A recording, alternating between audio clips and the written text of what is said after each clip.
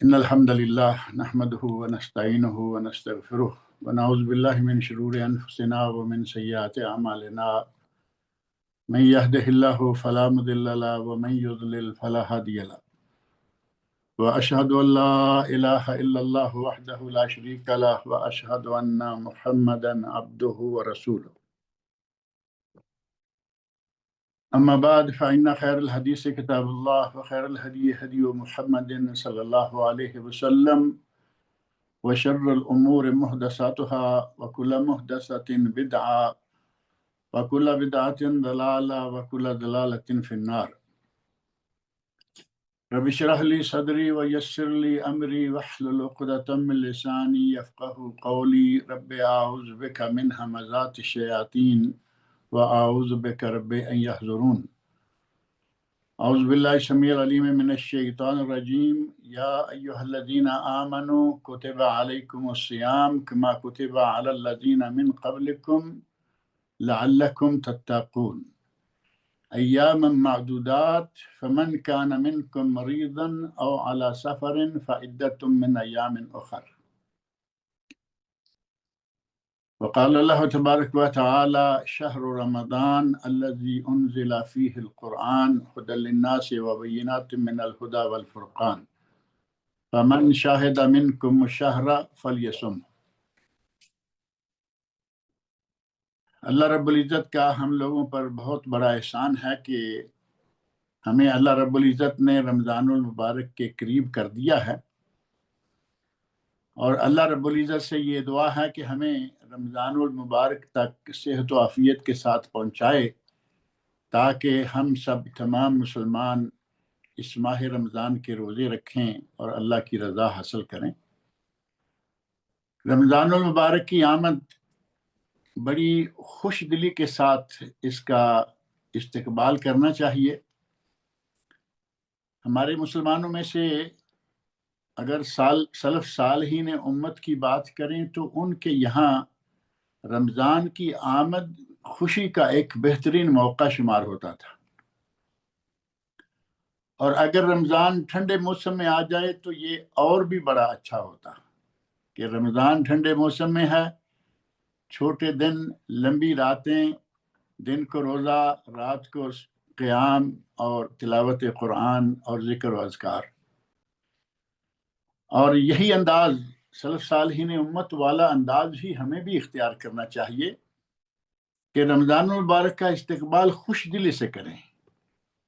یہ نہ سمجھیں کہ روزے آگے روزے رکھنے پڑیں گے، جیسا کہ بعض لوگ مسلمانوں میں سے ہیں ایسے یقیناً جو یہ سوچتے ہیں کہ لو جی ابھی کل روزے گئے تھے پھر روزے آ رہے ہیں، انہیں یہ بوجھ محسوس ہوتے ہیں، جبکہ یہ اگر رمضان المبارک اور ان روزوں کی فضیلت، ان کی برکات، ان کے ثمرات پر تھوڑی سی بھی توجہ دی جائے تو پتہ چلتا ہے کہ یہ تو ہمارے لیے ایک سنہری موقع ہے، اور ہمیں اللہ رب العزت یہ موقع عطا فرمائے۔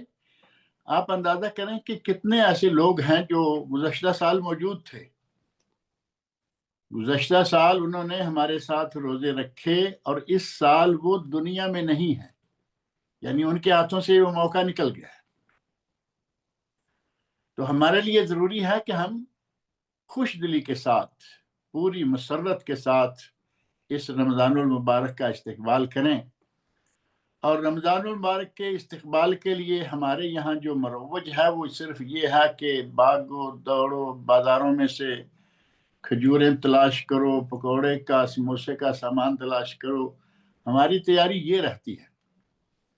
جبکہ رمضان المبارک کی تیاری کے لیے ہمیں یہ چاہیے کہ ہم جس طرح ان چیزوں کو رمضان کے لیے مہیا کر لینے کی کوشش کرتے ہیں، اسی طرح رمضان اور روزے کے مسائل و احکام پر مشتمل کتب، ان مسائل پر مشتمل آڈیو، ویڈیو یا پمفلٹس، کوئی بھی چیز جو ہے وہ قریب کریں اور ان کو سنیں، ان کو پڑھیں، ان کو دیکھیں، تاکہ پتہ چلے کہ رمضان المبارک ہم نے کیسے گزارنا ہے۔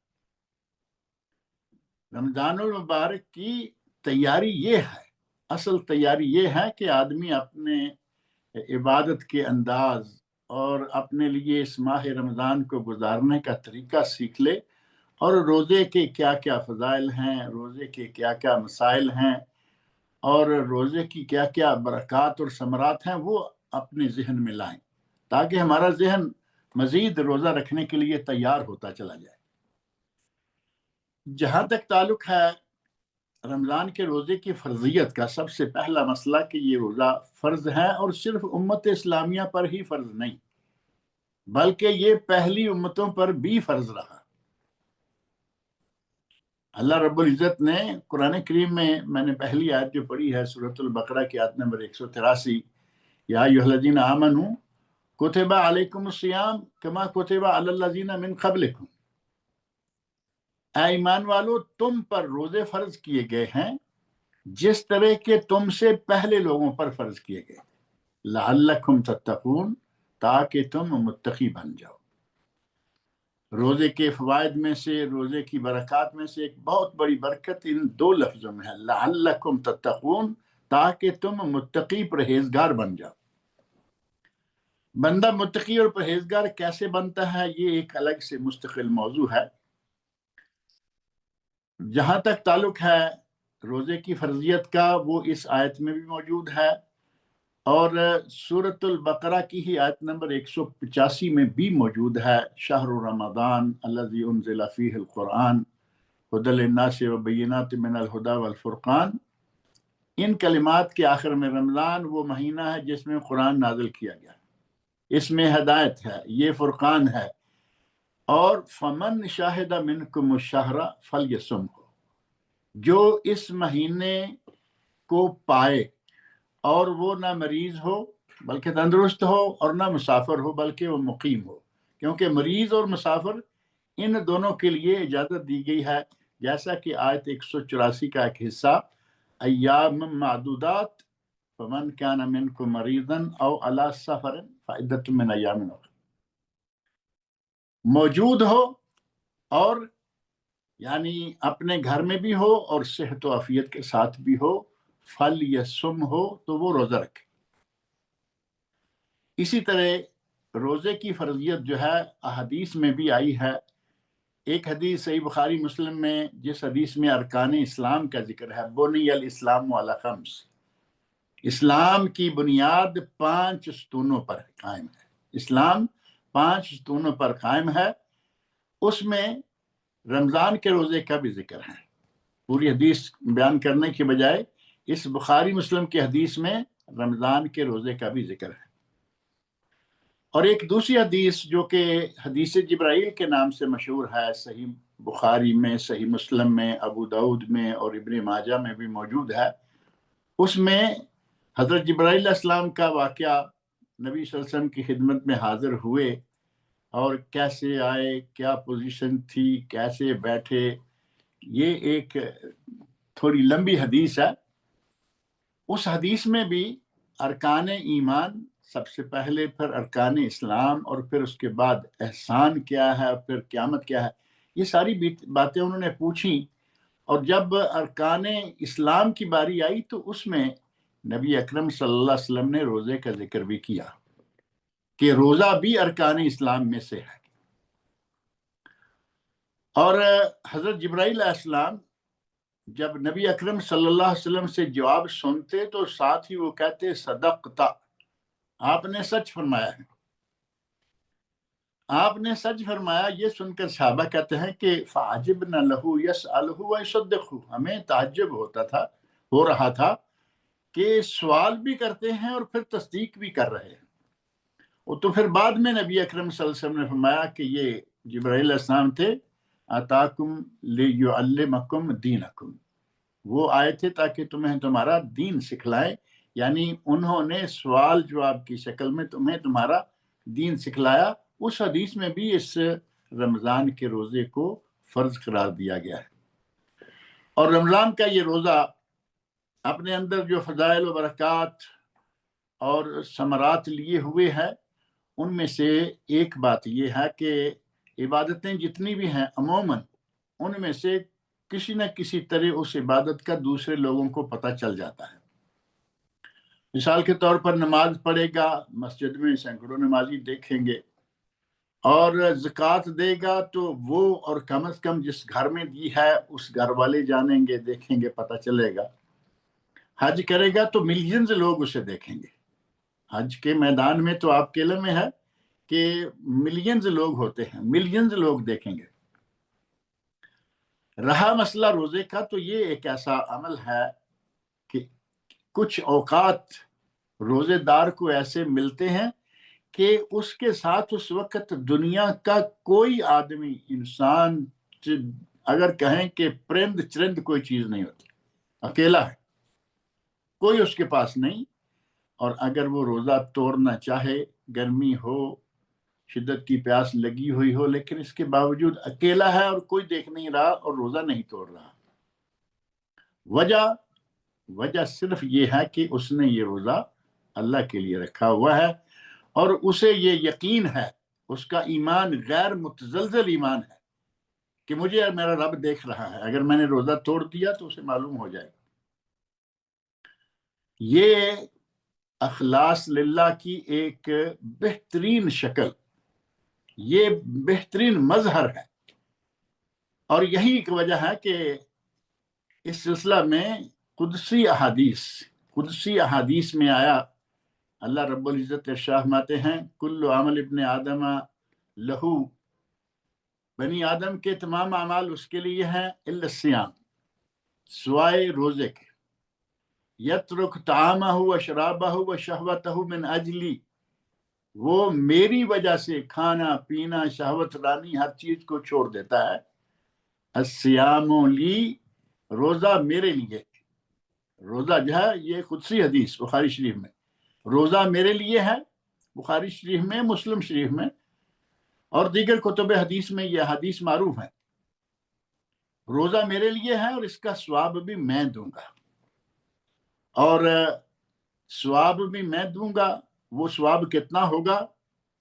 ایک حدیث میں ہے، الحسنہ بعشر امثالہا الی 700 ضعف، نیکی کا ثواب 10 گنا سے لے کے 700 گنا تک ہے، 700 گنا تک۔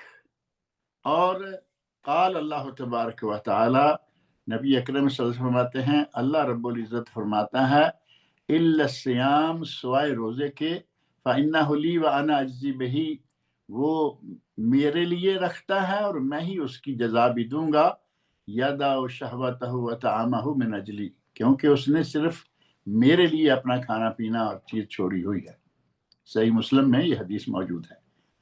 تو گویا کہ جتنا اس روزے کی اہمیت ہے، اللہ رب العزت نے اس کو اور چاند لگا دیے اور کہا کہ اس کا اجر و ثواب بھی میں دوں گا۔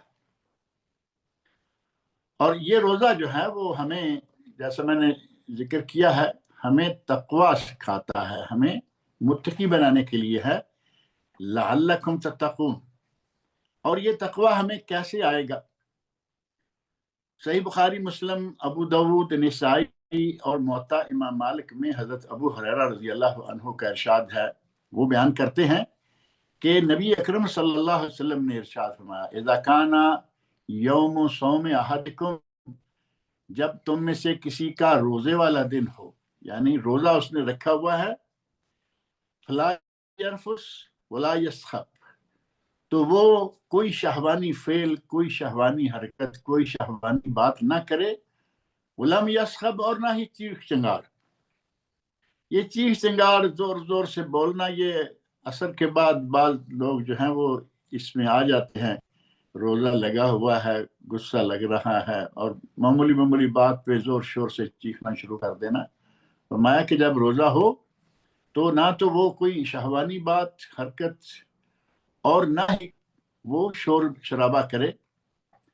فَإِن صَابَّهُ أَحَدٌ أَوْ قَاتَلَهُ، اگر اسے کوئی گالی دے یا کوئی اس کے گلے پڑے، لڑنا چاہے، فَلْيَقُلْ إِنِّي صَائِمٌ، اور ایک روایت میں فَلْيَقُلْ إِنِّي امْرُؤٌ صَائِمٌ، تو وہ اس کو کہہ دے کہ بھائی میں روزے سے ہوں۔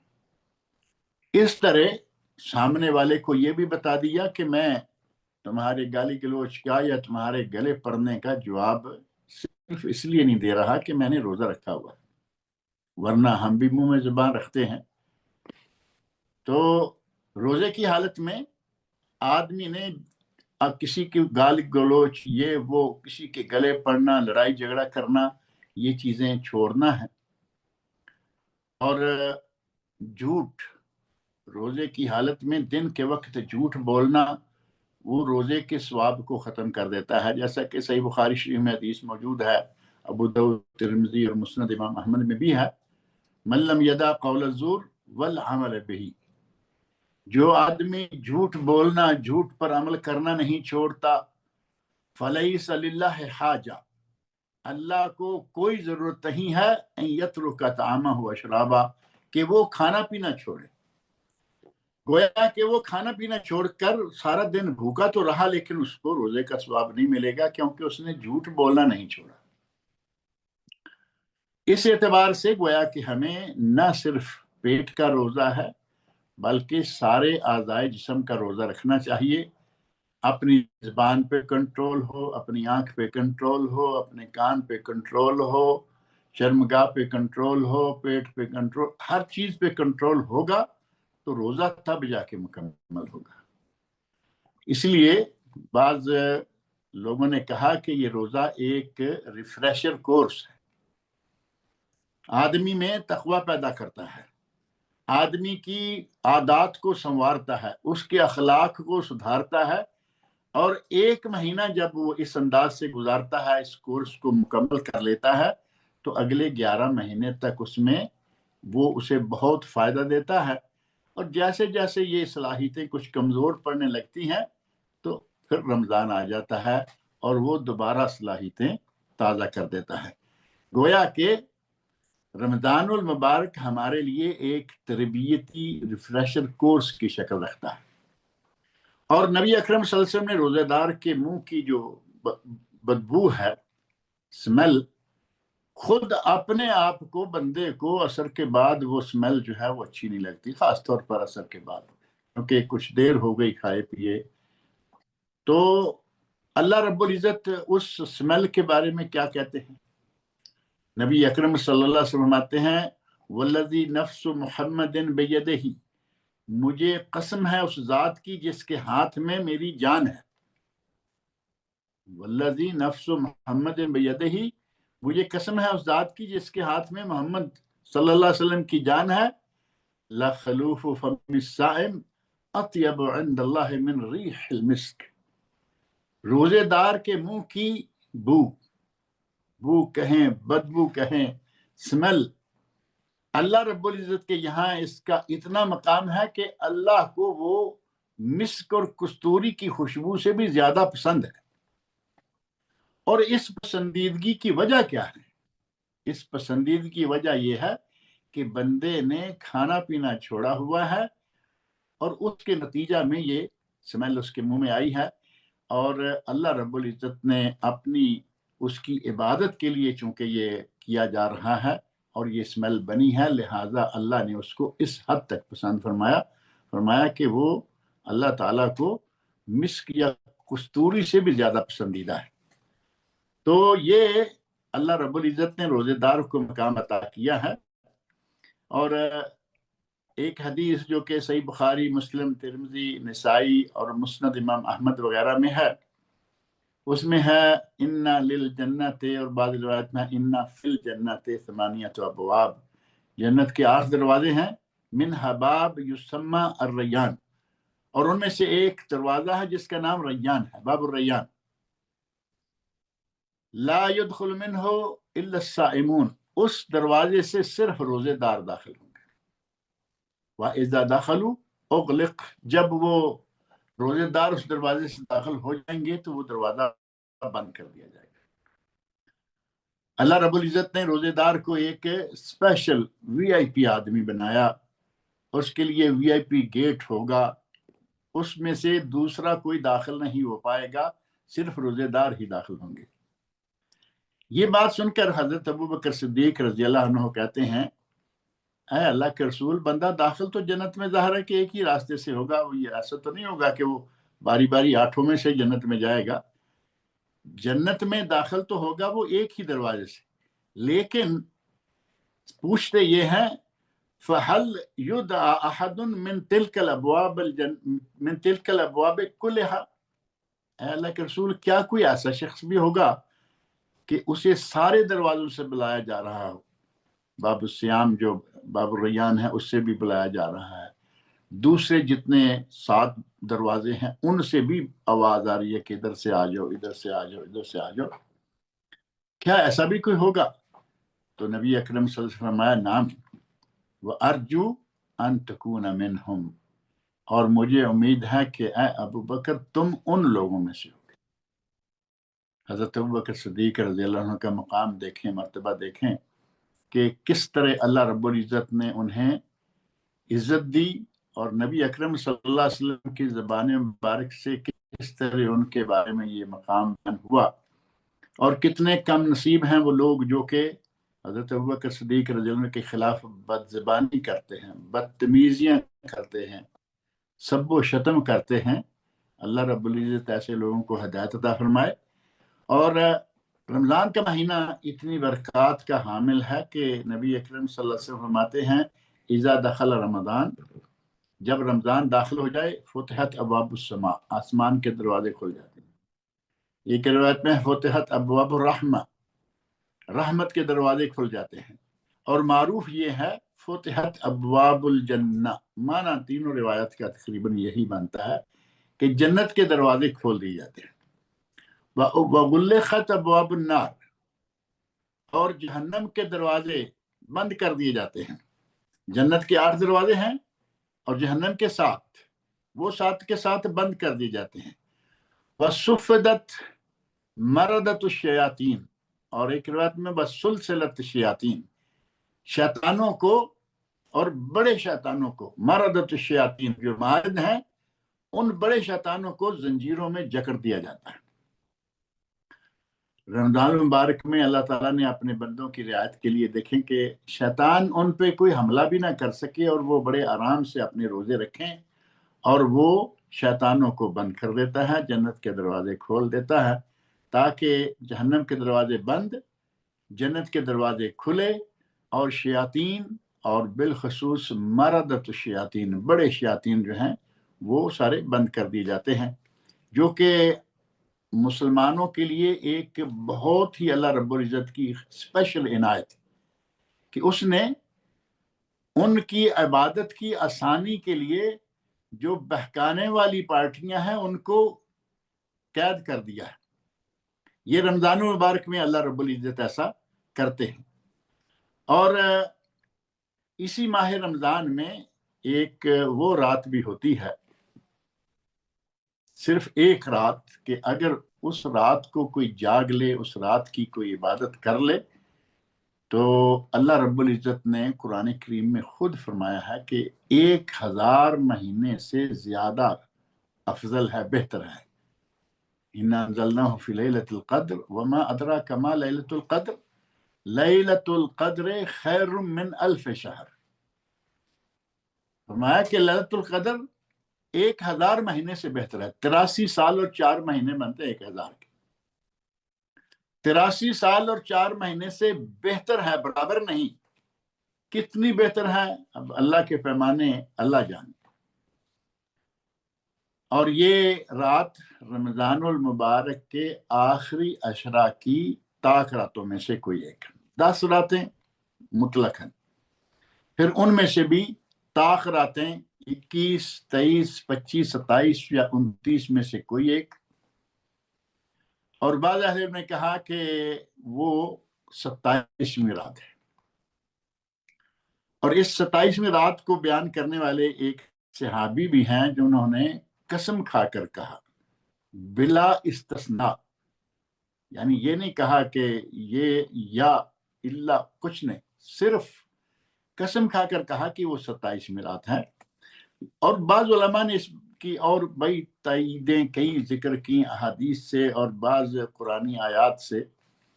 اسی قرآنی آیات، قرآنی سورت جو ہے سورۃ القدر، اِنَّا أَنزَلْنَاهُ فِي لَيْلَةِ الْقَدْرِ، اس میں جو ہے نا یہ رات جو ہے ہیا حتی مطلع الفجر، یہاں ہیا جو ہے یہ ضمیر ہے لیلۃ القدر کے لیے، اور بعض اہل علم نے کہا کہ شروع سے لے کے گنتے جائیے کلمات سورۃ القدر کے، اور ہیا حتی مطلع الفجر ہے نا کہ یہ رات جو ہے وہ یہ شرف والا مقام وقت جو ہے یہ طلوع فجر تک ہے، ہیا 27واں لفظ ہے۔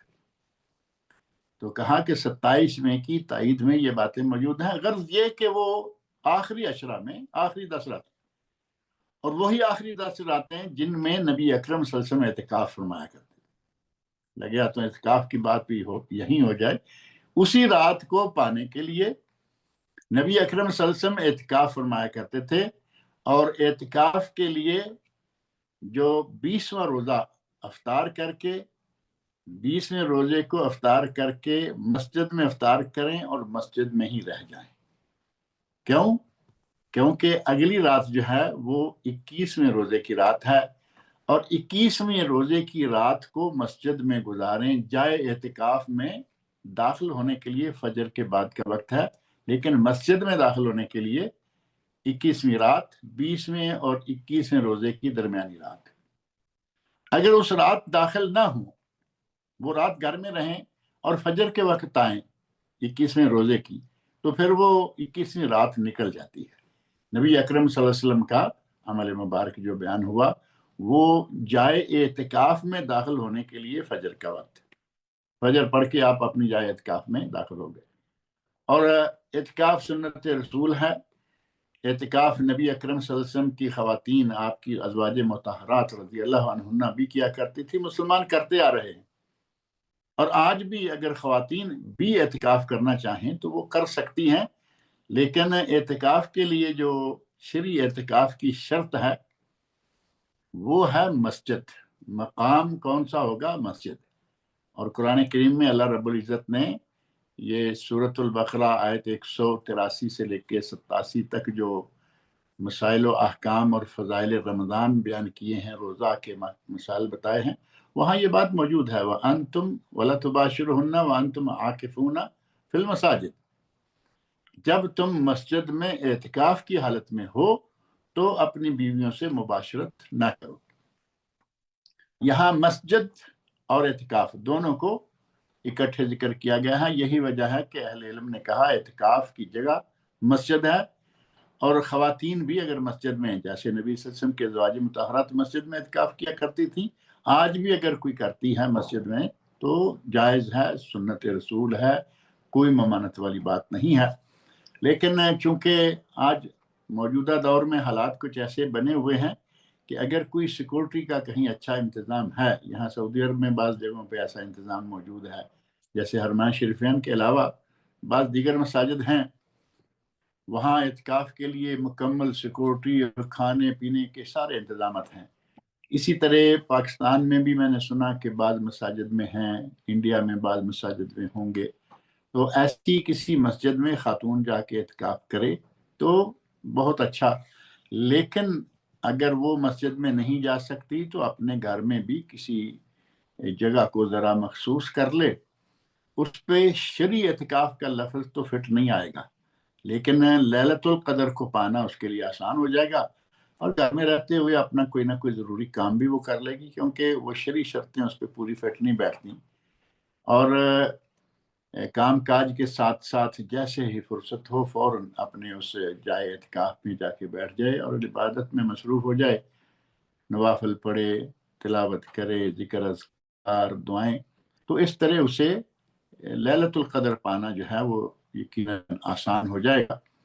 غرض یہ کہ اسی رات کو پانے کے لیے اعتکاف کیا جاتا ہے، اور اس رات کی عبادت 1000 مہینے سے بہتر ہے، اور یہ رات رمضان میں ہے۔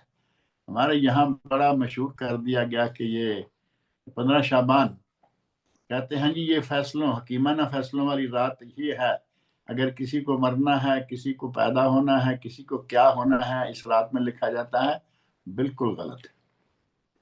15 شعبان کی رات اس کو حکیمانہ فیصلوں کی رات قرار دینا بالکل غلط ہے، اور اس کو غلط کہنے کے لیے ہمارے پاس ائمہ کے علماء کے اقوال نہیں، قرآن کریم ہے خود۔ 30ویں پارے میں انا انزلناہ فی لیلۃ القدر مطلق چھوڑ دیا کہ یہ قرآن جو ہے اس کو ہم نے لیلۃ القدر میں اتارا، اور لیلۃ القدر کب ہے؟ حدیث کے علاوہ وہ رمضان المبارک کا ذکر موجود ہے، شہر رمضان الذی انزل فیہ القرآن ھدی للناس وبینات من الہدی والفرقان فمن شاہد منکم الشہر فلیصمہ۔ اس آیت کے شروع میں شہر رمضان الذی انزل فیہ القرآن، قرآن رمضان میں نازل ہوا ہے۔ اب قرآن رمضان میں نازل ہوا ہے تو اس کو شعبان میں کیسے کہیں گے؟ اب کہیں گے کہ نہیں وہ تو فیصلوں والی، حکیمانہ فیصلوں والی رات کی بات ہے کہ موت و حیات کے فیصلے بھی اسی لیلۃ القدر میں ہوتے ہیں۔ اور اس کی دلیل جو ہے وہ سورہ دخان کی پہلی 5 آیتیں، وہاں اللہ رب العزت نے یہ بات بڑی تفصیل کے ساتھ بیان فرما دی ہے۔ اللہ رب العزت کا ارشاد ہے حامیم والکتاب المبین انا انزلناہ فی لیلۃ مبارکہ انا کنا منذرین۔ حامیم، یہ قسم ہے اس کتاب مبین کی، انا انزلناہ فی لیلۃ مبارکہ، ہم نے اسے مبارک رات میں نازل کیا، انا کنا منذرین، ہم متنبع کرنے والے تھے۔ فیہا یفرق کل امر حکیم، اس رات میں تمام حکیمانہ فیصلے کیے جاتے ہیں، امرن من عندنا، ہمارے حکم کے ساتھ۔ اب اللہ رب العزت نے خود قرآن کریم میں یہ بات واضح فرما دی، لیکن سورہ دخان میں ایک ہی جگہ کو لے کر شاید بات پوری سمجھ میں نہ آئے۔ سورۃ البقرہ آیت 185 اور 30واں سپارہ سورۃ القدر اور سورۃ دخان کی پہلی 5 آیتیں، یہ پڑھ لیں، معاملہ بالکل روز روشن کی طرح واضح ہو جائے گا کہ لیلۃ القدر جس میں حکیمانہ فیصلے ہوتے ہیں وہ شعبان کی رات نہیں ہے، بلکہ وہ رمضان المبارک والی لیلۃ القدر ہے۔ اور اس کا اعتکاف کرنے کے لیے، لیلۃ القدر پانے کے لیے نبی اکرم صلی اللہ علیہ وسلم اعتکاف فرمایا کرتے تھے، جو کہ معروف ہے۔ اور اس لیلۃ القدر کی پہچان بھی حدیث میں آئی ہے۔ حضرت ابی بن کعب رضی اللہ عنہ، جنہوں نے حلفاً کہا کہ 27ویں رات جو ہے یہ لیلۃ القدر ہے، وہی صحیح مسلم، ابو داؤد، ترمذی، نسائی، دارقطنی اور مسند حمیدی میں حدیث موجود ہے۔ وہ کہتے ہیں کہ یہ رات، اس کی نشانی یہ ہے انہا تطلع الشمس یومئذ لا شعاع لها، اس رات کے بعد اگلے دن جو سورج نکلتا ہے تو وہ اس حال میں نکلتا ہے کہ اس کی کوئی شعاع نہیں ہوتی، یعنی شعاؤں کے بغیر، جو سورج کے چاروں طرف شعائیں ہوتی ہیں نا، اس رات کا جو سورج نکلتا ہے اگلے دن، اس میں کوئی شعاع نہیں ہوتی، شعاؤں کے بغیر جیسے گول نکلتا ہے اس طرح ہوتا ہے۔ یہ انہوں نے ایک نشانی بھی بیان کی ہے۔ غرض یہ کہ روزے کے بہت سارے فضائل، بہت ساری برکات، بہت سارے ثمرات ہیں۔ ہمیں چاہیے کہ رمضان المبارک میں پوری خوش دلی کے ساتھ روزے رکھیں، اور ساتھ ہی نمازوں کی پابندی بھی کریں۔ نمازوں کی پابندی تو ہمیشہ کرنی چاہیے، لیکن ہمارے یہاں نمازوں کی پابندی رمضان میں خاص طور پر آپ دیکھیں گے، اور رمضان میں بھی ہم پورا رمضان نہیں کر پاتے۔ رمضان کے پہلے عشرہ میں مسجد میں نمازوں کی تعداد الگ ہوتی ہے، دوسرے عشرہ میں کچھ اور تعداد ہوتی ہے، تیسرے عشرہ میں اور۔ ہمارے یہاں نمازیوں کی جو عموماً اقسام بیان کی جاتی ہے نا، کہ کچھ نمازی 8 کے نمازی ہوتے ہیں جو جمعہ ہر دن کے بعد جمعہ آیا وہ جمعہ پڑھتے ہیں۔ کچھ 61 کے نمازی ہوتے ہیں کہ کہیں 4-6 لوگ بیٹھے ہوئے ہیں، اذان ہوئی، 5 آدمی اٹھ کے جانے لگی، اب چھٹا شرم و شرمی اٹھ کے ساتھ چلا جاتا ہے کہ اب میں نہ گیا تو یہ لوگ کیا کہیں گے، میں بھی نماز پڑھ کے آ جاتا ہوں۔ یہ 61 کے نمازی، اور کچھ ہیں 360 کے نمازی، 360 یعنی سال میں عید کی نماز پڑھ لی۔ کچھ ہیں کھاٹ کے نمازی، وہ صرف جنازہ ہی پڑھتے ہیں، باقی نمازوں کی انہیں کوئی پرواہ نہیں۔ جبکہ جو مطلوب نمازی ہیں، ٹھاٹھ کے نمازی، وہ ہیں جو پابند صوم و صلات کہلواتے ہیں۔ بہرحال اس رمضان میں قرآن کریم کی تلاوت بکثرت کرنا ہے، روزے رکھنے ہیں، رات کو تراویح پڑھنی ہے، مزید اللہ تعالیٰ توفیق دے تو کوئی نوافل پڑھے، تلاوت قرآن کرے، ذکر و اذکار میں مشغول رہے، تو انشاءاللہ اس روزے کے پھر سارے فوائد جو ہیں وہ بھی ملیں گے، جو کہ طبی فوائد الگ ہیں، معاشی اقتصادی الگ ہیں، نفسیاتی الگ ہیں، روحانی الگ ہیں۔ ان فوائد کی تفصیل میں جائیں گے تو مسئلہ تھوڑا لمبا ہو جائے گا۔ بہرحال جس رمضان کے روزے کو رکھنے کے اتنے فوائد ہیں اور اتنے فضائل ہیں، اس کے ترک کرنے پر وعید بھی موجود ہے، اور وہ وعید ایک تو حدیث ہے صحیح بخاری میں تعلیقاً ہے، یعنی سند سے نہیں تعلیقاً ہے، ابو داؤد، ترمذی، نسائی، ابن ماجہ، دارمی، سنن کبری بیہقی، صحیح ابن خزیمہ، مسند امام احمد، حدیث کی بہت ساری کتابوں میں حدیث موجود ہے، من افطر یوما من رمضان من غیر رخصہ ولا مرض، اگر کسی نے بغیر کسی رخصت اور مرض کے رمضان کا ایک روزہ چھوڑ دیا، لم یقض عنہ صوم الدہر کلہ ولو صام وان صامہ، اگر کسی نے رمضان کا ایک روزہ بلا عذر چھوڑ دیا تو وہ اگر ساری عمر بھی روزے رکھتا رہے تو اس ایک فرض روزے کو وہ پورا نہیں کر پائے گا۔ متعدد احادیث کی کتب میں یہ روایت موجود ہے، لیکن اس کے بارے میں کہا گیا کہ اس کی سند جو ہے وہ ضعیف ہے، لیکن اس کے علاوہ یہ تو پورے دن کے روزے کی بات ہے، جبکہ ایک حدیث اور ہے جو کہ صحیح ابن حبان، ابن خزیمہ، نسائی کبریٰ، سنن کبریٰ نسائی اور مستدرک امام حاکم میں ہے، اور صحیح سند سے ثابت ہے۔ نبی اکرم صلی اللہ علیہ وسلم نے اس میں کئی باتیں ذکر فرمائی، جن میں سے ایک یہ ہے کہ میں سویا ہوا تھا، دو آدمی آئے، یعنی فرشتے تھے، مجھے اٹھا کے لے گئے، ایک پہاڑ کی طرف چڑھنے کے لیے کہا تو میں نے کہا میں تو نہیں چڑھ سکتا، انہوں نے کہا ہم آپ کو ساتھ لے کے جاتے ہیں، لے گئے، اوپر پہنچا تو میں نے دیکھا کہ بہت چیخ چنگار، شور شرابے کی آواز آ رہی ہے، فَإِذَا أَنَا بِقَوْمٍ مُعَلَّقِينَ بِأَرَاقِيهِمْ، وہاں میں نے دیکھا کہ ایک قوم ہے جو کہ ایڑیوں کے بل، یعنی ایڑیوں کے بل الٹے لٹکائے ہوئے ہیں، اور مشققہ اشداقہم، ان کی باچھوں سے خون بہ رہا ہے، باچھیں پھٹی ہوئی ہیں، خون بہ رہا ہے، تسیل اشداقہم دمن، فقال قلت من ہؤلاء، میں نے پوچھا کہ یہ کون لوگ ہیں، الٹے لٹکے ہوئے ہیں، باچھوں سے خون بہ رہا ہے، پھٹی ہوئی ہیں، یہ کون لوگ ہیں؟ قالا، تو ان دونوں نے مجھے کہا الذین یفطرون قبل تحلۃ صومہم، یہ وہ لوگ ہیں جو روزہ کے کھولنے کا وقت ہونے سے پہلے کھول دیتے ہیں، یعنی دن ہوتے ہی روزہ کھول دیتے ہیں۔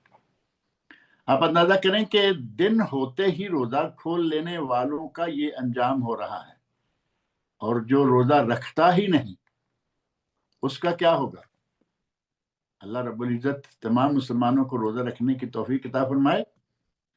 ایک اس رمضان المبارک کے بارے میں بڑی مشہور و معروف حدیث ہے جس کی مختلف روایات ہیں، صحیح ابن خزیمہ، صحیح ابن حبان اور مستدرک امام حاکم کی روایات کی اسناد کو جمع کرنے کے بعد کہا گیا کہ بعض اہل نے کہا صحیح لغیرے اور بعض نے کہا حسن لغیرے، مطلقاً ایک سند تو ضعیف ہے، لیکن ایک سند مجموعی طور پر ان کا جو مضمون ہے اس کو ثابت قرار دیا گیا۔ اس میں ہے کہ نبی اکرم صلی اللہ علیہ وسلم کے پاس جبرائیل علیہ السلام آئے جبکہ آپ ممبر پر تشریف لے گئے، پہلے سیڑھی پہ، دوسری پہ، تیسری پہ، آمین، معروف واقعہ۔ تو نبی اکرم صلی اللہ علیہ وسلم فرماتے ہیں کہ مجھے جبرائیل علیہ السلام نے کہا اللہ رب العزت نے آپ کو یہ کہنے کے لیے، آمین کہنے کے لیے، مجھے کہلوانے کے لیے بھیجا ہے، بعد من ادرک رمضان فلم یغفر لہ، وہ اللہ کی رحمتوں سے دور ہو گیا کہ جو رمضان کو پائے اور روزہ نہ رکھے۔ یہ بھی تو بڑی سخت وعید ہے نا، اللہ کی رحمتوں سے وہ دور ہو گیا، لعنت کا معنی بھی اللہ کی رحمتوں سے دور ہونا ہے۔ بعد من ادرک رمضان فلم یغفر لہ، اور نبی اکرم صلی اللہ علیہ وسلم نے اس پر آمین کہا۔ اور دوسرا बाउद मन ज़ुकिरता इंदहु फलम युसल्ली अलैक, वो आदमी भी अल्लाह की रहमत से दूर हो गया जिसके सामने आपका जिक्र आए और वो आप पर सलातो सलाम न पड़े। और तीसरा वो है बाउदा मन अदरका अबवैहि अल किबरु इंदहु औ अहदहुमा, तुम में से वो आदमी भी अल्लाह की रहमतों से दूर हो गया जो अपने वालिदैन को बुढ़ापे की हालत में पाए या उन दोनों में से किसी एक को पाए। फलम युदखिलाहुल जन्ना, और वो उसे जन्नत में दाखिल ना कर दे। अब जन्नत में वो दाखिल कैसे करेंगे? बड़ा आसान मसला है कि ये उनकी खिदमत करेगा और अल्लाह रब्बुल इज़्ज़त की रज़ा हासिल करेगा, क्योंकि वालिदैन की रज़ा में अल्लाह की रज़ा और वालिदैन की नाराज़गी में अल्लाह की नाराज़गी। सही हदीस में ये बात मौजूद है। गर्ज ये कि रमज़ान के रोज़े को रखने की हर मुमकिन कोशिश करनी चाहिए। बीमारी, कोई माजूरी, कोई सफ़र, उस हालत में चूंकि इजाज़त है छोड़ दें, और जब सफ़र ख़त्म हो जाए अपनी जगह पे आ जाएं, रख लें जितने छोड़ेंगे। फ़इद्दतुम मिन अय्यामिन उख़र, जितने रोज़े छोड़ेंगे उतने आके रख लें। और भी कुछ लोग जो रुख़सत क़ज़ा जिनको हासिल है वो भी हैं। बहरहाल ये कि रोज़े ना सिर्फ बड़ों को बल्कि अपने बच्चों को भी आदत डालनी चाहिए। सलफ़ सालिहीन उम्मत में, बल्कि सहाबाए किराम रज़ियल्लाहु अन्हुम, खुसूसन सहाबाए किराम में नबी अकरम सल्लल्लाहु अलैहि वसल्लम ने अशूरा के रोज़े के बारे में फरमाया कि जिसने आज रोज़ा रखा है रखा हुआ है, जिसने नहीं रखा वो अभी से गोया के रोज़ा रख ले। और हज़रत रुबैया रज़ियल्लाहु अन्हा कहती हैं कि उसके बाद हम रोज़ा रखा करते थे, उस दिन के बाद हम रोज़ा रखा करते थे, नसूमो व नुसव्विमु सुब्यानना, और हम अपने बच्चों को भी रोज़ा रखवाया करते थे। और बच्चों को असर के बाद मस्जिद में लेके जाते और वो भूख से रोना शुरू हो जाते। आप अंदाजा करें कि वो किस उम्र के बच्चे होंगे जो भूख से रोना शुरू हो जाते हैं।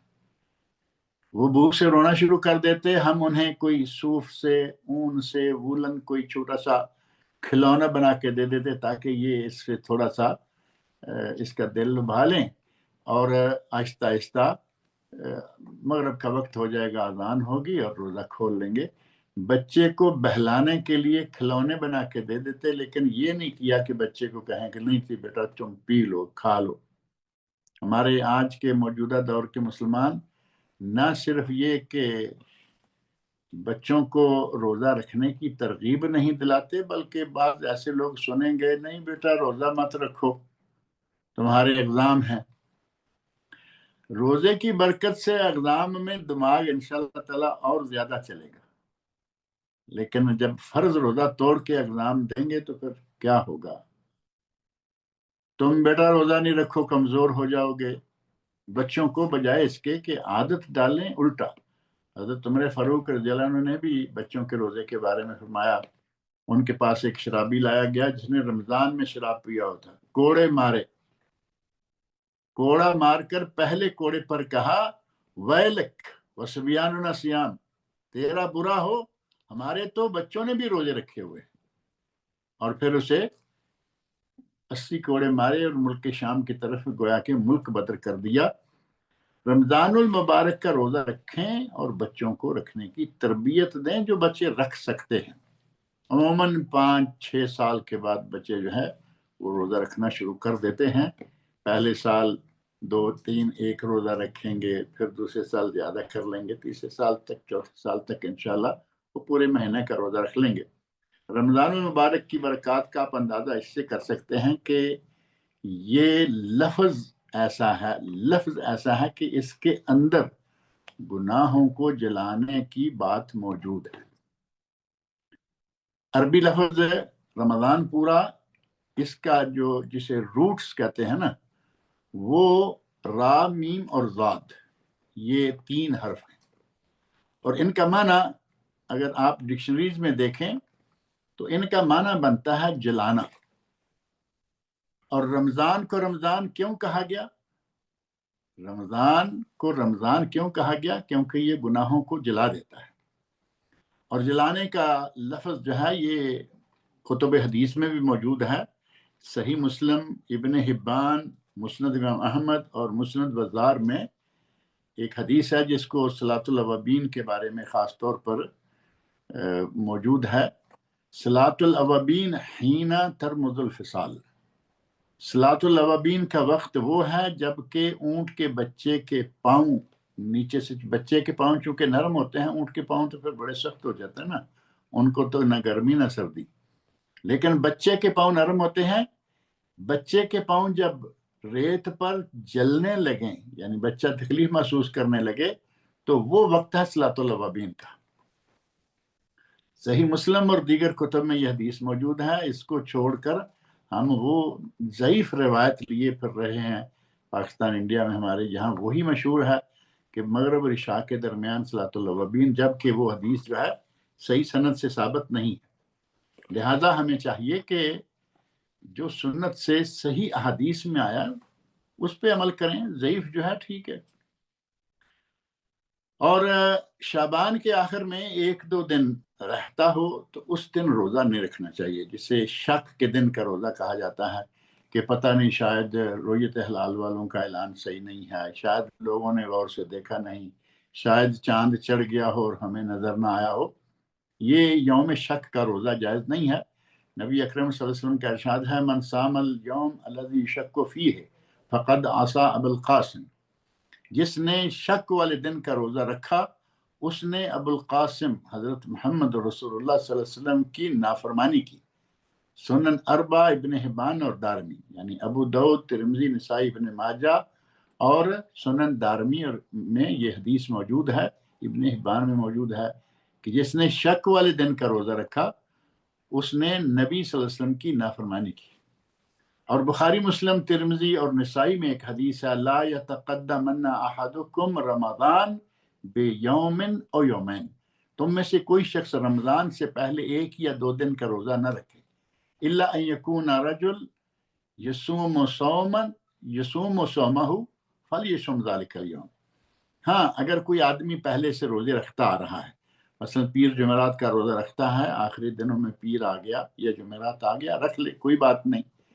اسی طرح کوئی 1 دن روزہ 1 دن چھٹی روزہ رکھتا آ رہا ہے، وہ بھی روزہ رکھ لے، کوئی حرج نہیں. لیکن سارا مہینہ نہ رکھے، بلکہ سارا سال کوئی نفل روزہ نہ رکھے اور آخر میں آ کے اس 1 یا 2 دن کا روزہ رکھے تو اسے منع کیا گیا. لا یتقدمن، نبی صلی اللہ علیہ وسلم نے تاکید کے سیغے کے ساتھ فرمایا کہ نہیں، ہرگز نہیں، یہ نہ ہو. اور روزے ہوں گے کتنے؟ اللہ رب العزت نے فرمایا ایام معدودات، یہ گنتی کے چند دن ہیں. اللہ رب العزت نے مہینہ بھی نہیں کہا، یہاں ایام معدودات کہا، گنتی کے دن ہیں. شہر رمضان وہاں کہا مہینہ، لیکن جب دنوں کی باری آئی تو فرمایا یہ گنتی کے چند دن ہیں.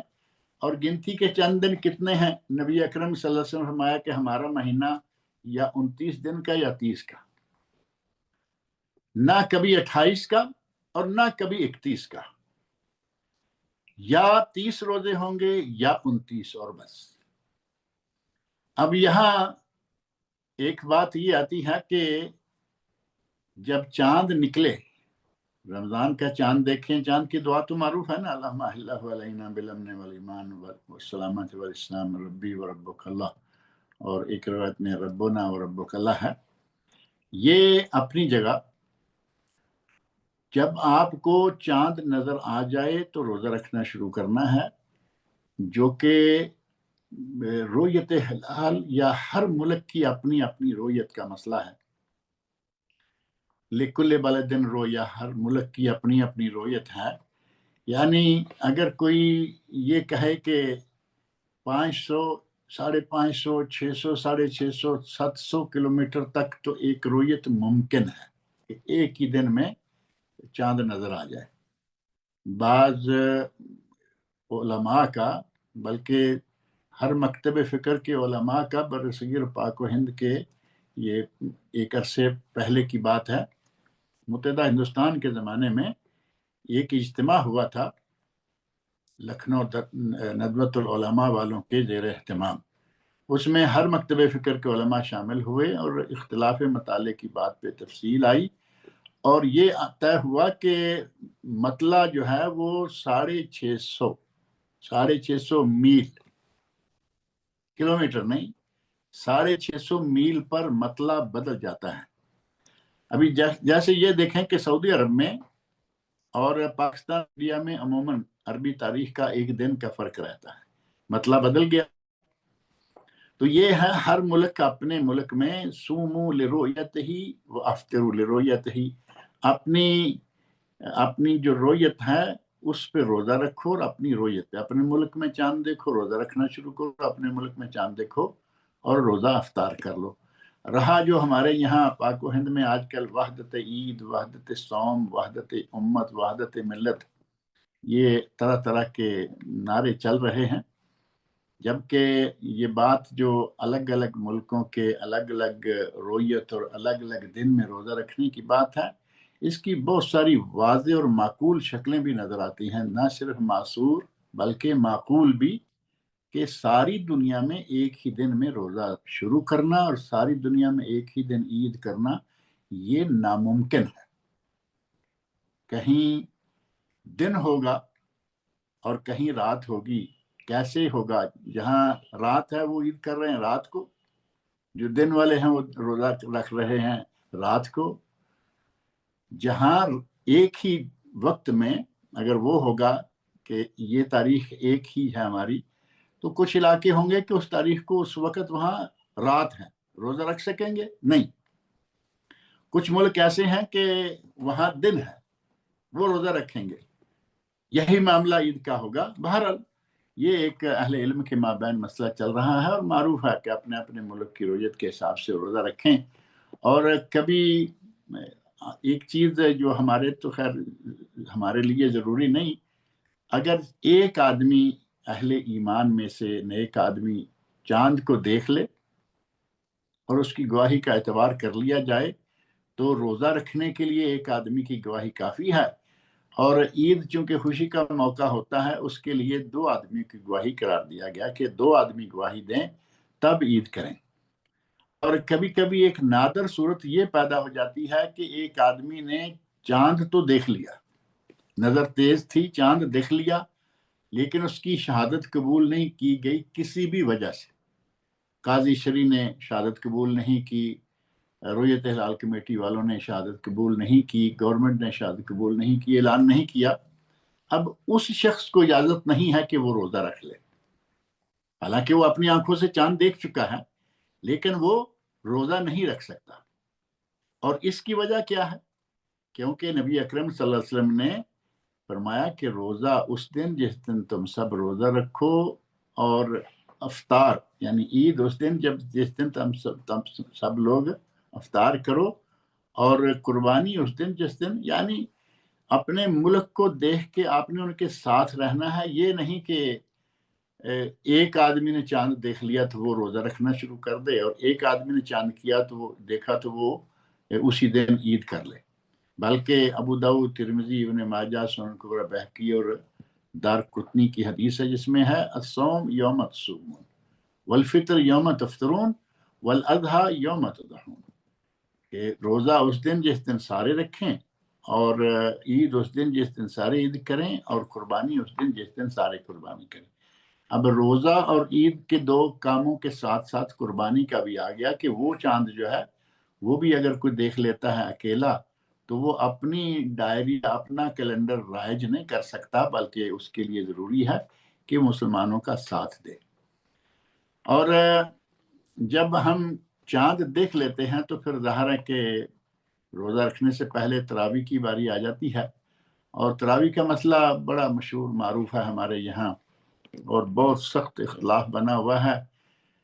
46 رکعتوں تک، 8 سے لے کے 46 رکعتوں تک ائمہ، علماء، محدثین، مفسرین، ان کے بہت سارے اقوال ملتے ہیں۔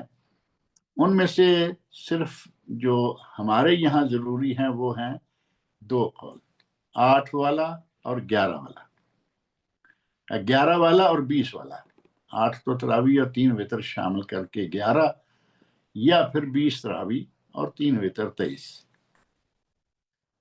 اور اس کا جو حل ہے کہ کتنی ہونی چاہیے، یا مستحب کتنی ہیں، مسنون کتنی ہیں. جب مسنون عدد مسنون کی باری آئے نا تو یہاں آ کے ہمیں دیکھنا ہوگا کہ ہمارے ائمہ، ہمارے علماء، ہماری جماعت کیا کہہ رہی ہے. اور مسنون نبی اکرم صلی اللہ علیہ وسلم کا عمل مبارک، نبی اکرم صلی اللہ علیہ وسلم نے کتنی تراویح پڑھی یا پڑھائی. جو نبی صلی اللہ علیہ وسلم نے پڑھی یا پڑھائی ہے وہ ہوگی مسنون. اور اس کے بارے میں بہترین گواہی ہے ام المومنین حضرت عائشہ رضی اللہ عنہا کی، جو کہ صحیح بخاری میں ہے، دیگر جگہوں میں بھی نہیں، صحیح بخاری میں. ان سے پوچھا گیا کہ نبی اکرم صلی اللہ علیہ وسلم کی رات کی نماز کتنی تھی، تو انہوں نے فرمایا ما کان یزید فی رمضان ولا فی غیرہ علی 11 رکعہ. نبی اکرم صلی اللہ علیہ وسلم نہ رمضان میں اور نہ غیر رمضان میں کبھی بھی 11 رکعتوں سے زیادہ نہیں پڑھتے تھے. تو اس کا مطلب یہ ہوا کہ مسنون عدد جو ہے وہ 11 ہے.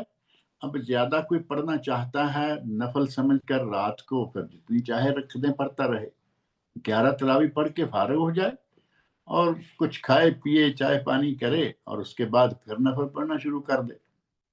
اس کی تو گنجائش ہے، اس سے تو منع بھی کوئی نہیں کرتا. لیکن تراویح کو آپ 11 سے آگے لے جائیں گے تو اس کا پتہ نہیں چلتا. روزے کی نیت کرنے کے لیے ہمارے یہاں پاک و ہند میں پاک نماز کی کاپیوں میں اور عموماً بتایا جاتا ہے وَبِصَوْمِ غَدٍ نَوَيْتُ مِنْ شَهْرِ رمضان، جبکہ یہ کسی حدیث میں نہیں ہے. خلفائے راشدین، صحابہ کرام، ائمہ اربعہ، کسی سے بھی یہ ثابت نہیں ہے. پتہ نہیں یہ کس نے بنا کے ڈال دی ہے. جبکہ روزے کے لیے دل سے نیت کر لینا یہی کافی ہے، اور نیت کا مقام بھی دل ہی ہے. عام تو عام ہمارے برصغیر پاک و ہند کی جو زیادہ اکثریت حضرت امام ابو حنیفہ رحمہ اللہ کے ماننے والے ہیں، ان کی اپنی کتابوں میں یہ بات لکھی ہوئی ہے کہ دل کی نیت کافی ہے. اور بعض نے تو کہا ہے النیہ محلھا القلب، نیت کا مقام دل ہے. اب جب نیت کا مقام دل ہے تو پھر اس کو زبان سے وَبِصَوْمِ غَدٍ نَوَيْتُ کہنا. جبکہ کل کے روزے کی نیت کے یہ الفاظ کب کہے جاتے ہیں؟ عموماً جب کھانا کھانے لگتے ہیں. جبکہ کھانا کھانے سے پہلے پہلے رات بھر نیت کا ہونا ضروری ہے. اور نبی اکرم صلی اللہ علیہ وسلم نے تو یہاں تک فرمایا ہے مَن لَمْ يُجْمِعِ الصِّيَامَ قبل الفجر، جو آدمی فجر سے پہلے پہلے نیت نہیں کر لیتا فلا صیام لہ، اس کا کوئی روزہ نہیں ہے. یعنی یہ کوئی نفل روزہ نہیں ہے کہ صبح اٹھنے کے بعد بھی نیت کر لے، کچھ کھایا پیا نہ ہو تو روزہ ہو جائے گا. رمضان کا روزہ رات کو نیت کرنا ضروری ہے. اور یہ حدیث بھی ابو داؤد، ترمذی، نسائی، ابن حبان، ابن خزیمہ، سنن دارقطنی اور مسند امام احمد میں ہے. غرض یہ کہ نیت دل سے کر لینا کافی ہے. رات کو اٹھنے کے لیے، سحری کھانے کے لیے، سحری کے انتظامات کے لیے جتنے ہمارے یہاں اہتمام ہوتے ہیں وہ نیت میں شامل ہے. پھر اب یہ کھاتے وقت کہنا کہ میں اس لیے کھانا کھا رہا ہوں تاکہ صبح کا روزہ رکھوں. غدن کا لفظ بھی تو ویسے یہاں عجیب ہے. غدن کا لفظ قیامت کے لیے استعمال ہوا یا کل کے لیے استعمال ہوا؟ کھانا کھائے آج اور کہے روزہ کل کا. نبی صلی اللہ علیہ وسلم سے یہ الفاظ یا خلفاء و صحابہ سے ائمہ تک کسی سے یہ الفاظ ہوتے ثابت تو یہ اتنی بڑی غلطی جو ہے وہ نہ کی گئی ہوتی. بہرحال دل سے نیت کریں. اور سحری کھانا سنت ہے، سحری کھانی چاہیے. سحری کی بہت ساری برکات ہیں. نبی اکرم صلی اللہ علیہ وسلم نے فرمایا ہے تسحروا فإن فی السحور برکہ، بخاری، مسلم، ترمذی، نسائی، ابن ماجہ. تسحروا، سحری کھاؤ، فإن فی السحور برکہ، کیونکہ سحری کھانے میں برکت ہے. اور سحری کھانا ہے کیا؟ بلکہ ایک حدیث میں تو فرماتے ہیں کہ ہمارے اور یہود و نصارہ کے روزے میں فرق ہی سحری کھانے کا ہے. وہ سحری نہیں کھاتے، ہم سحری کھاتے ہیں. اور اگر کوئی آدمی رات کو 12 بجے تک کھاتا رہے، 12 بجے 1 بجے کھا کے اور نیت کر کے ساتھ ہی کہ بس اب سحری ہو گئی اور سو جائے، اب فجر کو تو پتہ نہیں اٹھ پائے گا یا نہیں، یا اذان کے ساتھ اٹھ جائے، تو کیا اس کی وہ سحری شمار ہوگی جو سحری کے رات 12 بجے کھا لیا ہے کھانا؟ سحری کو تاخیر سے کھانا سنت ہے. نبی اکرم صلی اللہ علیہ وسلم نے اس بارے میں بڑی تاکید فرمائی کہ روزہ کھولنے میں سورج غروب ہوتے ہی اب ستاروں کے نکلنے کا انتظار نہ کرو، روزہ کھول، اور سحری جتنا بھی ممکن ہو تاخیر کر کے، لیکن یہ نہیں کہ نماز کے بعد بھی کھاتے رہو، بلکہ وقت پر سحری کھاؤ اور بہت پہلے کھا کے فارغ ہو کے نہ سو جاؤ۔ اور بہترین سحری نبی اکرم صلی اللہ علیہ وسلم نے فرمایا کہ بہترین سحری ہے تمر، نعم السحور المومن التمر، مومن کی بہترین سحری کا کھانا تمر ہے، جیسا کہ ابو داؤد میں یہ حدیث موجود ہے۔ اور سحری کے وقت کی انتہا کب ہوتی ہے؟ قرآن کریم کی سورۃ البقرہ آیت نمبر 187 میں تو جو الفاظ ہیں نا، کلوا واشربوا حتی یتبین لکم الخیط الابیض من الخیط الاسود من الفجر، کہ اس وقت تک کھاتے رہو جب تک کہ فجر کا سفید داغا کالے داغے سے نمایاں نہ ہو جائے۔ حضرت عدی بن حاتم رضی اللہ عنہ، حاتم تائی کے بیٹے، وہ یہ آیت پڑھ کے انہوں نے اپنے دو دھاگے لیے، خیط کا معنی دھاگا ہی ہوتا ہے، دھاگا بھی ہوتا ہے، جبکہ یہاں مراد آسمان میں وہ نشانات ہیں جو فجر کے طلوع ہونے کے ہوتے ہیں۔ دو دھاگے لیے اپنے تکیے کے نیچے رکھے، اب اٹھاتے ہیں دیکھتے ہیں تو پتہ چلتا ہے کہ ابھی ان میں کوئی فرق نظر نہیں آ رہا۔ تو نبی اکرم صلی اللہ علیہ وسلم نے فرمایا اِنَّ وِسَادَتَكَ اِذًا لَعَرِيضٌ، عدی آپ کا تکیہ تو بہت بڑا ہے، یعنی رات اور دن آپ نے تکیے کے نیچے چھپا رکھے ہوئے تھے۔ سحری کا کھانے کا آخری وقت جو ہے وہ کب تک ہے؟ کوشش تو یہ کرنی چاہیے کہ اذانوں سے پہلے پہلے فارغ ہو جائیں، مسنون عمل یہی ہے کہ اذانوں سے پہلے پہلے فارغ ہو جائیں، لیکن آخری وقت کا پتہ ہمیں صحیح احادیث سے چلتا ہے۔ سنن ابو داود میں ہے، نبی اکرم صلی اللہ علیہ وسلم فرماتے ہیں اذا سمع احدکم النداء، اذا سمع النداء احدکم، جب تم میں سے کوئی شخص ندا اذان کی آواز سنے، والاناء فی یدہ، اور اس کے ہاتھ میں ابھی برتن ہے، پانی پینے لگا ہے، دودھ پینے لگا ہے، جوس پینے لگے ہے، فلا یضع حتی یقضی حاجتہ منہ، تو وہ اسے اس وقت تک ہاتھ سے نہ رکھے جب تک کہ اپنی حاجت پوری کر لے۔ اب یہاں برتن اس کے ہاتھ میں ہے، یہ میں نے پانی اور دودھ اور یہ وہ ذکر کر لیا ہے، لیکن یہاں یہ بھی تو ہے نا کہ برتن اس کے ہاتھ میں ہے جس میں کھانا ہے، پلیٹ ہے اس میں کھانا ہے اور وہ کھا رہا ہے، ہاتھ کے اوپر اس نے پلیٹ رکھی ہوئی ہے جیسا کہ عموماً رکھ لی جایا کرتی ہے۔ تو نبی اکرم صلی اللہ علیہ وسلم نے فرمایا کہ اپنی حاجت پوری کر لے، یعنی کچھ اتنا کھا لے کہ وہ روزے کے لیے اس کو کوئی تکلیف نہ ہو۔ اب یہ تو نہیں ہے نا کہ وہ اب کھاتا ہی رہے اور پھر ادھر لوگ نماز پڑھنے لگ جائیں اور یہ کھا ہی رہا ہے ابھی، یعنی یہاں تک آ کے فارغ ہو جائے اور اذان ہوتے ہوتے چند لقمے کھا لے، چند گھونٹ پانی کے پی لے، تو اس سے انشاءاللہ تعالی کوئی فرق نہیں پڑتا۔ اور روزہ افطار کرنے کی دعا جو ہے وہ ہمارے یہاں معروف ہے، کلم لک سمت والا رزق کا افطر، تو اور اسے بعض اہل علم نے کہا کہ ضعیف ہے، جبکہ علامہ البانی رحمہ اللہ نے کہا ہے کہ اس کے چونکہ مختلف طرق ہیں، ولیکن لہو شواہد یقوی بہا، اس کے کئی شواہد، کئی طرق ہیں جن کے مجموعے سے یہ قوی ہو جاتی ہے۔ لیکن اگر اس کو ضعیف مان بھی لیا جائے تو ابو داؤد، نسائی کبریٰ اور دار قطنی وغیرہ میں، مستدرک امام حاکم میں اور عمل الیوم واللیلہ ابن السنی میں ایک دعا اور موجود ہے جو کہ صحیح سند سے ثابت ہے، ذهب الظمأ وابتلت العروق وثبت الاجر، انشاءاللہ اس دعا پہ کسی کو کوئی بھی اعتراض نہیں ہے۔ اگر کسی کا روزہ افطار کروائیں تو اس کا بڑا اجر و ثواب ہے۔ ہمارے یہاں کچھ لوگ گھبراتے رہتے ہیں کہ کسی کی چیز سے روزہ افطار نہیں کرتے، اگر کوئی کھجور دینا چاہے، کوئی کھانا کھلانا چاہے تو پیچھے پیچھے کھسکتے ہیں کہ ہمارے روزہ رکھا ہوا ہے، ہمارے روزے کا ثواب یہ لے جائے گا۔ یہ پرانے ذہن کی باتیں ہیں، جبکہ نبی اکرم صلی اللہ علیہ وسلم نے تو یہ بات آج سے 1450 سال پہلے واضح کر رکھی ہے کہ روزہ افطار کروانے والے کو اس روزے دار جتنا ثواب ملے گا روزے دار کے ثواب میں کوئی بھی کمی کیے بغیر. آپ فرماتے ہیں من فطر صائما کتب لہ مثل اجر الصائم لا ينقص من اجر الصائم شیئا. جس نے کسی روزے دار کو روزہ افطار کروایا اس کے لیے اس روزے دار جتنا ثواب ہے اور روزے دار کے ثواب میں کوئی کمی نہیں ہوگی. سنن ترمذی، نسائی، ابن ماجہ اور مسند امام احمد. اسی طرح صحیح ابن خزیمہ اور صحیح ابن حبان میں یہ حدیث موجود ہے. لہٰذا گھبرانا نہیں چاہیے کہ میں ان کی کسی چیز سے روزہ کھول لیا تو میرا ثواب جاتا رہے گا، ایسا نہیں ہے. اب مختصر سے وقت میں، چونکہ اب تفصیل بیان کرنے کا تو وقت نہیں ہے، وہ چیزیں جو روزے کی حالت میں ہمیں کرنے سے کوئی حرج نہیں ہوگا، روزہ نہیں ٹوٹے گا. لیکن ہمارے یہاں اس کو بڑا عجیب رنگ سے لیا جاتا ہے.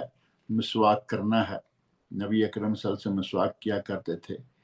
اور کلی کرنا، وضو، ظاہر وضو کیا جائے گا لازمی ظہر کا، عصر کا، یہ تو نماز، حتیٰ کہ فجر کا بھی ممکن ہے کہ آدمی تھوڑا ٹھہر کے کرے جبکہ روزہ رکھا جا چکا ہے.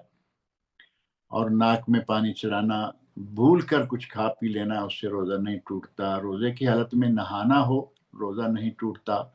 روزے کی حالت میں، بلکہ جنابت کی حالت میں اگر کوئی روزہ رکھ لیتا ہے اور فجر سے پہلے نہا لیتا ہے تو اس کا روزہ بھی صحیح ہوگا. احتلام ہو جانے سے روزہ نہیں ٹوٹتا، بوس و کنار سے روزہ نہیں ٹوٹتا. یہاں بعض لوگوں کو کافی اعتراض رہتا ہے، جبکہ ام المومنین حضرت عائشہ صدیقہ رضی اللہ عنہا فرماتی ہیں کانا رسول اللہ صلی اللہ علیہ وسلم یقبل وہو صائم ویباشر وہو صائم.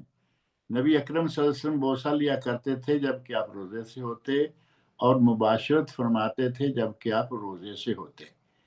وَلَكِنَّهُ أَمْلَكَكُمْ لِعَرَبِ، لیکن وہ اپنی خواہش پر قابو پانے کے اعتبار سے تم سب سے زیادہ قوی تھے. یہ الفاظ صحیح بخاری، مسلم، ابو داؤد، ترمذی اور ابن ماجہ میں ہیں. جبکہ ام المومنین حضرت ام سلمہ رضی اللہ عنہ کی حدیث بھی صحیح بخاری مسلم میں ہے. وہ فرماتی ہیں ان نبی صلی اللہ علیہ وسلم یقبلها وهو صائم، نبی اکرم صلی اللہ علیہ وسلم بوسہ لیا کرتے تھے اور آپ روزے کی حالت میں ہوتے تھے. یعنی بوس و کنار سے روزہ نہیں ٹوٹتا، لیکن نوجوانوں کو اس سے احتراز کرنا چاہیے، بچنا چاہیے. اور یہ بات حدیث میں موجود ہے کہ نوجوان کو آپ نے اس سے منع کیا، اور ایک عمر رسید آدمی تھا، اس کو اس کی اجازت دی، کیونکہ جوانی کے عالم میں ظاہر ہے کہ آگے بڑھنے کا خطرہ رہے گا. اور جہاں تک تعلق ہے کسی کو حجامہ کروانا پڑ جائے، سنگی لگوانی پڑ جائے، تو یہ بھی روزے کی حالت میں جائز ہے. صرف ایک خدشہ ہے کہ اتنا زیادہ خون نہ نکلے کہ وہ کہیں نڈال ہو کے روزہ توڑ بیٹھے. لیکن محض سنگی لگوانے سے روزہ نہیں ٹوٹتا، سرما لگانے سے روزہ نہیں ٹوٹتا، آنکھوں میں آئی ڈراپس ڈالنے سے روزہ نہیں ٹوٹتا، خوشبو لگانے سے روزہ نہیں ٹوٹتا، خود بخود قے آ جائے تو روزہ نہیں ٹوٹتا. اور ٹیکا لگوانا پڑ جائے، یہ جو عموماً سفر کرنے کے لیے یا بخار کا یا درد کا، وہ ٹیکا غذائی نہ ہو، یعنی کوئی بھی کمپلیکس اور گلوکوز اور یہ وہ ٹیکا طاقت کا ٹیکا نہ ہو. عام دوائی ٹیکا ہے تو اس سے روزہ نہیں ٹوٹتا، غذائی ٹیکا ہے تو روزہ ٹوٹ جائے گا. اور جن چیزوں سے یقیناً روزہ ٹوٹ جاتا ہے ان میں سے جان بوجھ کے کھا پی لینا، جمع ہم بستری کر لینا، آمدن جان بوجھ کر گلے میں کوئی چیز ڈال کے یا انگلی ڈال کے کیا کر لینا، عورت کو حیض و نفاذ شروع ہو جانا، یا کسی کا استمناء کر لینا، یعنی منی اپنی خارج کر لینا کسی بھی طریقے سے جان بوجھ کر. اور بعض لوگوں کو روزہ رکھنے کی، جیسے میں نے پہلے ذکر کیا، اجازت دی گئی ہے. کوئی مسافر ہے، کوئی مریض ہے، ان کو اجازت ہے کہ وہ روزہ چھوڑ دیں، بعد میں رکھ لیں. اسی طرح حاملہ اور مرضعہ، جو پریگننٹ عورت ہے وہ، اور جو بچے کو دودھ پلا رہی ہے وہ، یہ بھی بعد میں جب فارغ ہو جائیں تو روزہ رکھ لیں. اور عمر رسیدہ آدمی جو بڑی عمر کا ہے، ظاہر ہے کہ وہ ایسی عمر کا ہے کہ وہ روزہ رکھ نہیں سکتا، اور اب اس کے جوان ہونے کا تو کوئی ظاہر ہے کہ चांस ही नहीं है। लिहाजा वो रोज़ा छोड़ दे और अपने रोज़े की जगह पर वो सिर्फ कफ़ारा दे दे, और या फिदिया कह लें, फिदिया दे दे। एक वक्त का खाना किसी मस्कीन को एक दिन के बदले खिलाता रहे। और हामिला और मुर्दिया दोनों के बारे में बाद लोगों ने कहा कि वो कफ़ारा दे दें, जबकि उनके लिए कफ़ारा नहीं, बल्कि वो मरीज और मुसाफिर के हुक्म में है। उनको फ़इद्दतुम मिन अय्यामिन उखर, जब फुर्सत मिले तो बाद में उन्होंने ये काम करना है। और रमज़ानुल मुबारक में हमारे बरसगीर पाक व हिंद में जो एक चीज़ माह रमज़ान में और फिर ताक रातों में बतौर ख़ास अपनाई जाती है, वो है शबीना। एक ही रात में सारा कुरान करीम पढ़ना नमाज के दौरान, ये नबी अकरम सल्लल्लाहु अलैहि वसल्लम से, खुलफा राशिदीन से, सहाबा से कहीं भी ये साबित नहीं है। रहा मसला, अब आगे ईद आ जाएगी, ईद के मसाइल बहुत सारे हैं, और सदक़तुल फ़ितर का जिक्र ज़रूरी है कि रोज़े रखें तो ईद उल फितर पर जाने से पहले पहले या 1 या 2 दिन पहले सदक़तुल फ़ितर जो है वो ज़कातुल फ़ितर, फ़ितराना, फ़ितरा, मुख्तलिफ नाम है उसके, वो अदा कर देना चाहिए। जो एक सा है, एक सा 2.5 किलो, 2.25 किलो, 3 किलो, मुख्तलिफ नज़रियात हैं। यहाँ अमूमन लोग कहते हैं कि बेहतर और अफजल ये है कि 3 किलो करें, ताकि ये जो मुख्तलिफ है कि ये सा हिजाजी है, ये सा मदनी है, उन सब से निकल कर आप सीधे 3 किलो करें। तो 3 किलो पर हेड। इसमें किसी ने रोज़ा रखा है या नहीं रखा है, ये सब पर है, रोज़ा रखने वाले पर भी और छोटे बच्चे पर भी। ये सदक़तुल फ़ितर जो है वो सबके लिए ज़रूरी है। अगर दूसरे मुल्क में भेजना है, यहाँ चाहिए तो ये कि अपने लोगों में गिरद नवा में देखें, लेकिन अगर कहीं दूसरे मुल्क में भेजना पड़ता है तो फिर बेहतर ये है कि 1 या 2 दिन पहले भेज दें। अब बाज़ लोग जो पूरा महीना इकट्ठे करते रहते हैं ना, वो अंदाज जो है वो सही नहीं है। 1 या 2 दिन पहले आप भेजें और उन्हें कहें कि भाई ईद से पहले पहले ये जो मोहताज हैं, जो हाजतमंद हैं, उनको दे दें। तो यही अमल जो है वो ज़्यादा बेहतर है। अब रहा मसला ये कि रमज़ानुल मुबारक के अलावा कुछ मसनून और मुस्तहब रोज़े भी हैं, उनका तज़किरा करेंगे तो फिर बात लंबी हो जाएगी। अल्लाह रब्बुल इज़्ज़त से मेरी ये दुआ है कि अल्लाह रब्बुल इज़्ज़त हम सबको सिफ़त आफ़ियत के साथ रमज़ानुल मुबारक तक पहुँचाए और हमें रमज़ानुल मुबारक के रोज़े रखने की तौफ़ीक दे, और अल्लाह रब्बुल इज़्ज़त तमाम मुसलमानों को अपनी हिफ़्ज़-ए-मान में रखे। अल्लाह ताला मुझे और आप सब लोगों को नेक अमल की तौफ़ीक से नवाज़े। वस्सलामु अलैकुम व रहमतुल्लाहि व बरकातुहू।